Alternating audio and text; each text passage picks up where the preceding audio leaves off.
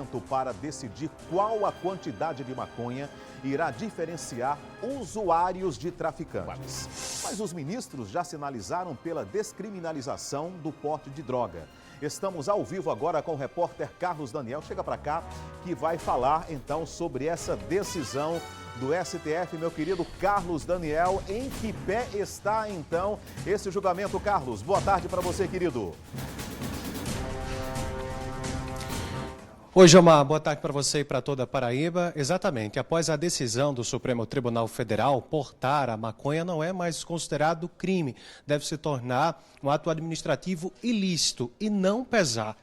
Penal, melhor dizendo. Agora, é importante também a gente destacar que mesmo diante aí desse julgamento, dessa pauta do STF, a discussão ela não trata sobre a legalização ou sobre o uso da maconha. Ela busca justamente definir a penalização, que seria administrativa ou não. Quem vai trazer mais detalhes a partir de agora ao vivo, advogado criminalista Getúlio Souza. Doutor, boa tarde. Para a gente explicar a diferença entre a descriminalização e também a liberação da maconha. Quais os dois termos? Boa tarde, Gilmar, boa tarde a todos.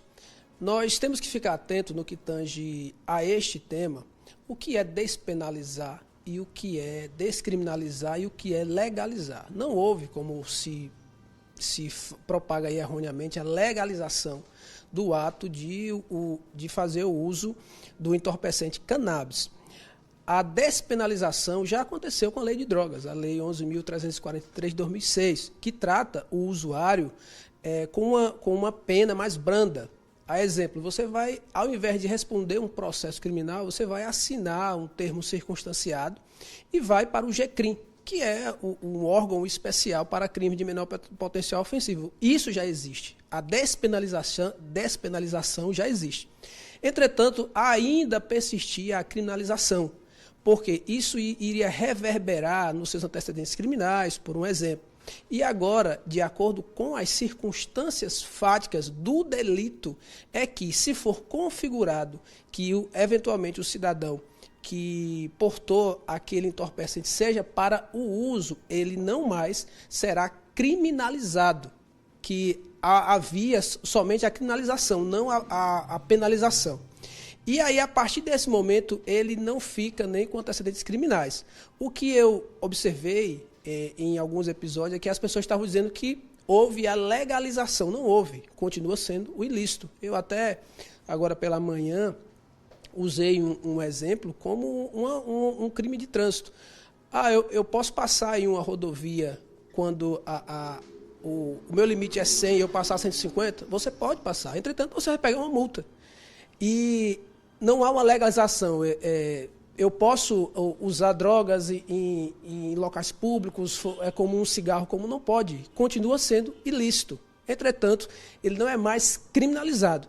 Agora, despenalizado já é há muito tempo. Então, isso é um debate muito mais populista do que fático. Advogado, importante também a gente destacar que a lei das drogas, a 11.343, ela trata justamente sobre a penalização. Hoje, se a pessoa ela for pega portando a maconha, ela responde no caso a um TCO, termo circunstanciado de ocorrência. Mas agora, com a aprovação do Supremo Tribunal Federal ou não, o que é que muda? Muda que o artigo 28, que tratava especificamente sobre o usuário de entorpecente, não só maconha, qualquer outro entorpecente. Essa decisão do Supremo se trata tão somente do cannabis.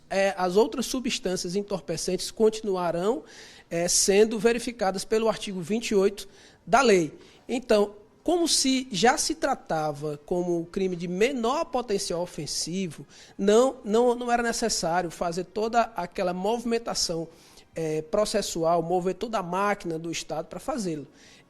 Ele ia para um termo circunstanciado, como eu já havia dito, pagaria uma cesta básica, um serviço comunitário, e ele não ficava preso, ele já não ficava preso. Ele já não respondia pelo artigo 33, que é o tráfico em si, que a pena é de 5 a 15 anos no regime fechado. Então, esse tratamento ele já existia. Então, houve apenas, no meu ponto de vista, um melhoramento do nosso sistema penal. Por quê? Como eu havia já lhe dito, a despenalização, isso já ocorreu há muito tempo. O que tem que ficar fixado nas nossas cabeças é que não houve uma legalização. O Supremo Tribunal Federal não chancelou o uso, ele apenas pensou que essas pessoas, que muitas vezes são vítimas também do tráfico de entorpecentes, elas apenas ficariam com antecedentes criminais quando nem penalizados eram. Então, é basicamente isso que pensou. E também, tudo depende do contexto. O que vi também erroneamente é que, se eu estiver portando 20 gramas de cannabis, eu sou usuário. Não, depende do contexto. Se você for pego em um contexto de venda, você pode estar com 1 grama, você vai continuar sendo responsabilizado. Se você tem antecedentes por tráficos e está em uma área de tráfico e tem balanço de precisão, dinheiro trocado ou alguma outra configuração que possa, eventualmente, a autoridade policial verificar que houve a traficância, você, independentemente da quantidade, você vai ser enquadrado no artigo 33, que é o que trata sobre o tráfico de entorpecentes. Advogado Getúlio Souza, obrigado pelas informações e a participação ao vivo aqui no Correio Verdade. Importante também a gente destacar que nesta quarta-feira o Supremo Tribunal Federal também vota a discussão com relação às características destas discussões, como, por exemplo, a quantidade que enquadraria esse indivíduo, esse usuário, a uso pessoal ou ao tráfico de drogas. Claro, a gente segue acompanhando todos os detalhes e informando ao longo da programação. Jomar. Ok, obrigado, Carlos, pelas informações. Agradecer a gentileza do Dr. Getúlio Souza, pela fala aqui à audiência do Correio Verdade. E sobre isso, vai continuar, claro, o embate, entre o Judiciário, no caso o STF, e o Congresso Nacional, que está insatisfeito, então, com esses atos aí do Supremo Tribunal Federal, em praticamente ali estar legislando, ou seja, excedendo as suas prerrogativas, que é de julgar e não de legislar. Vamos aguardar, então, os próximos capítulos aí dessa história.